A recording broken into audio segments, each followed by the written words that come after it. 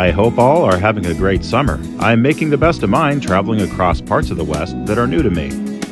Included in that category is Vail, Oregon, home to the Oregon Eastern Railroad. Arriving shortly before the engineer does, today I'm hoping to fill in more of the picture of this short line's day-to-day operations. A warm glow is cast on a short train facing the rising sun. I am very fortunate. Today is Saturday, normally an off day for the OE, but I got a heads up that the line would be active today.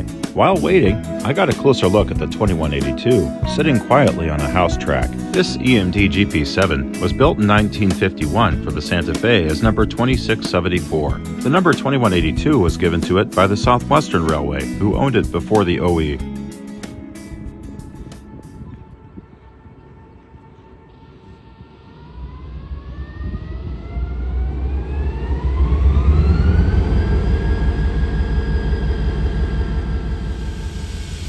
GP39-3 3600 roars to life, and then it gets a once-over by the engineer as he completes his daily inspection. Fuel and water levels, as well as piston travel, brake shoes, and headlights, are all just some of the items on the checklist.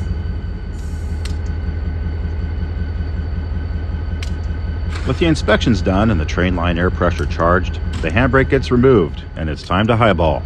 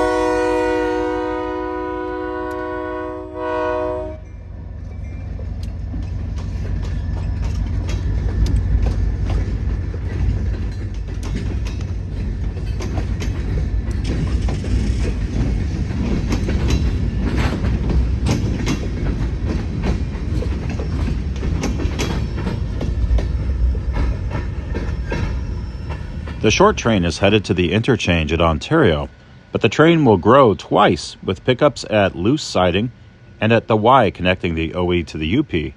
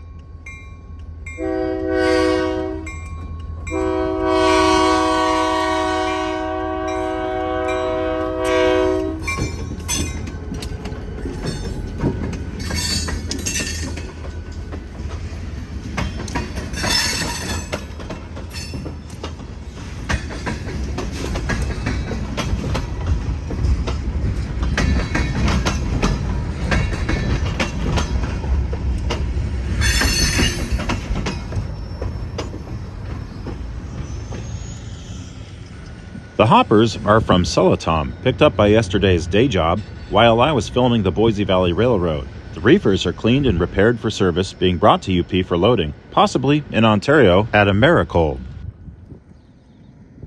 The extinct volcanic silhouette of Malheur Butte looms in the distance.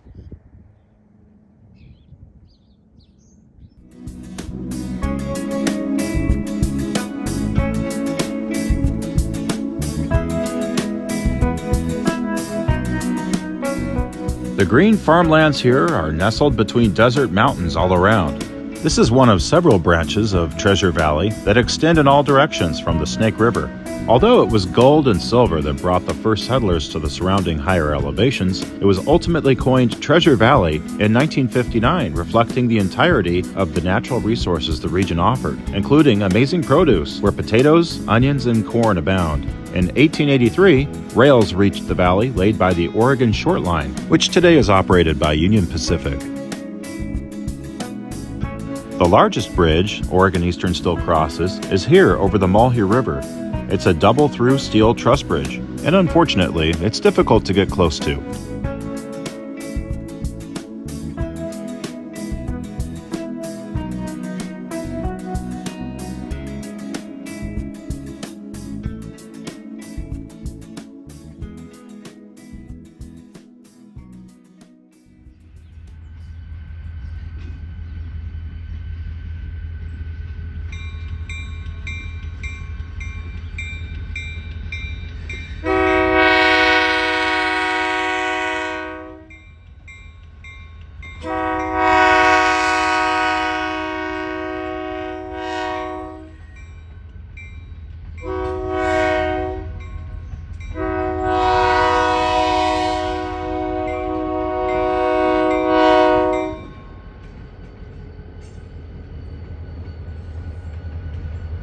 The train is crossing Halliday Road, which is where Railroad Avenue also begins, closely following the line for miles.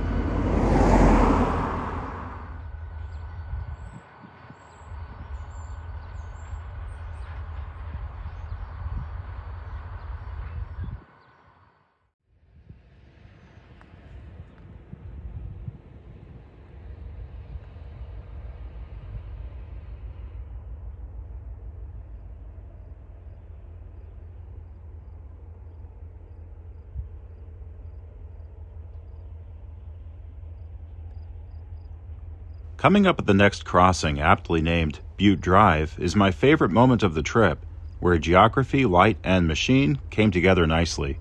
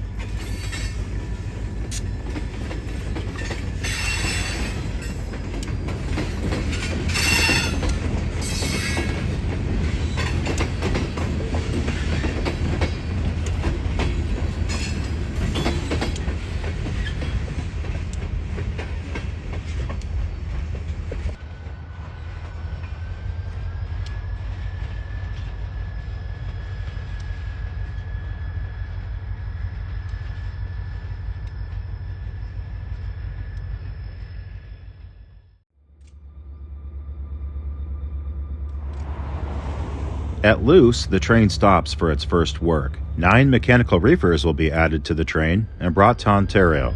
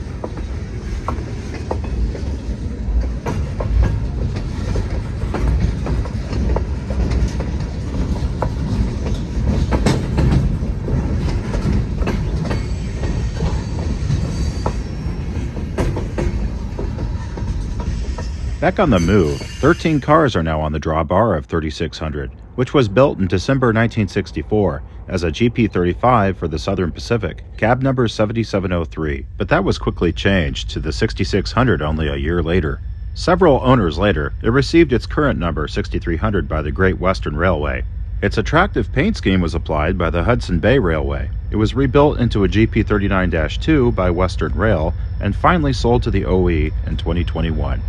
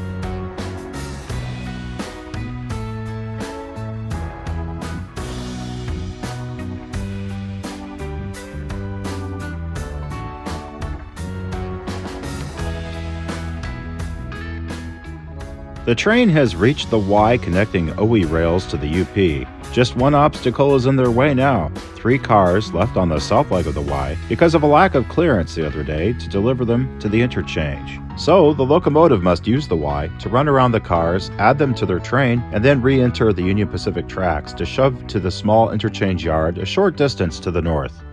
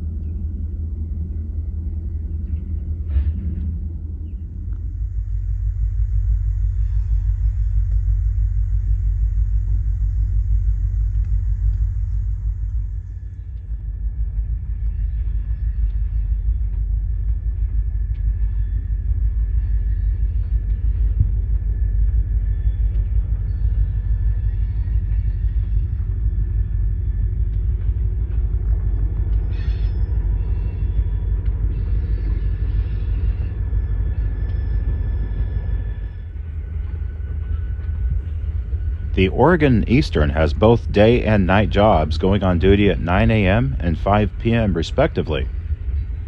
Typically, Mondays have both trains run, Tuesdays only an evening job, Wednesday has both trains run, Thursdays have only a day shift, and Fridays have both shifts run. Morning crews typically go west to Celotom and then come back and switch the Vail yard. Evening crews also do any yard work they need to at Vail before heading to the interchange and switching out the inbound train.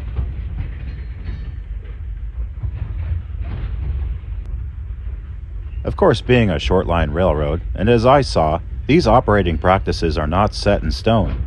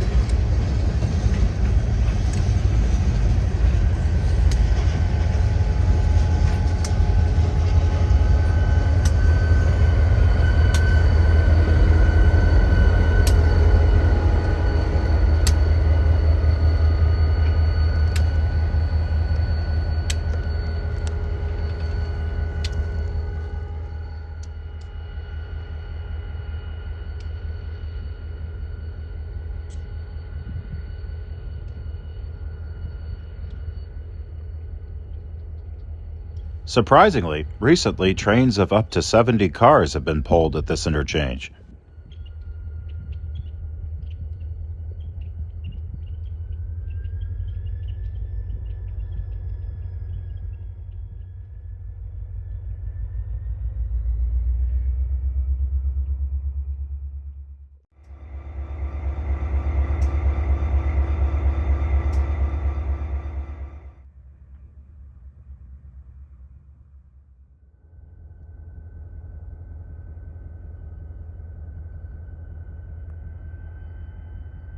With the cars stowed for the Union Pacific's Ontario switcher to pick up, the engine moves to couple onto their outbound cars.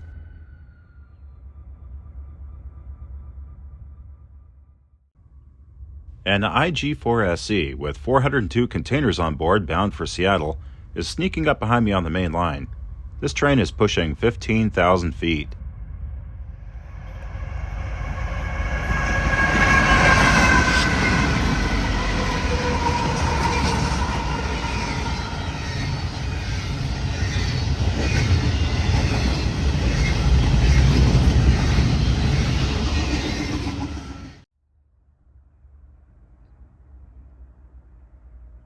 In the afternoon of the day before, I was here watching the Ontario local switcher receiving a set-out from another Oregon Eastern train.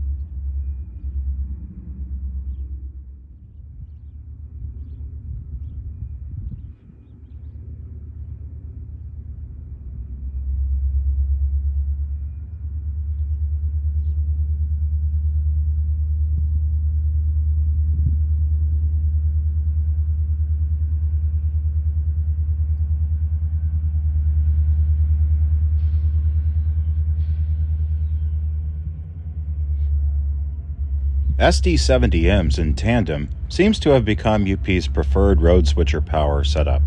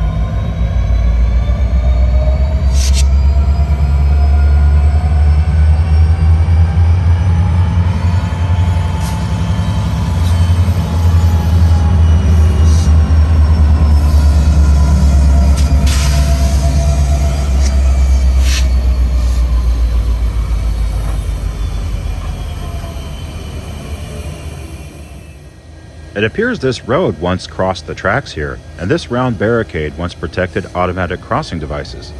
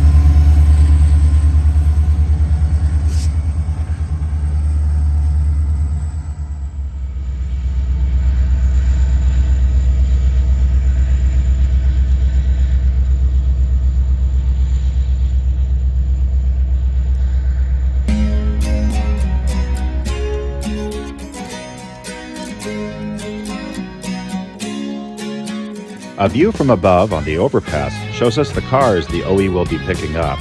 I had to cut from the chase, but there's an afternoon full of rail fanning the canyons of the Huntington Sub coming up. So I'll be seeing you trackside later for an exciting afternoon on the UP.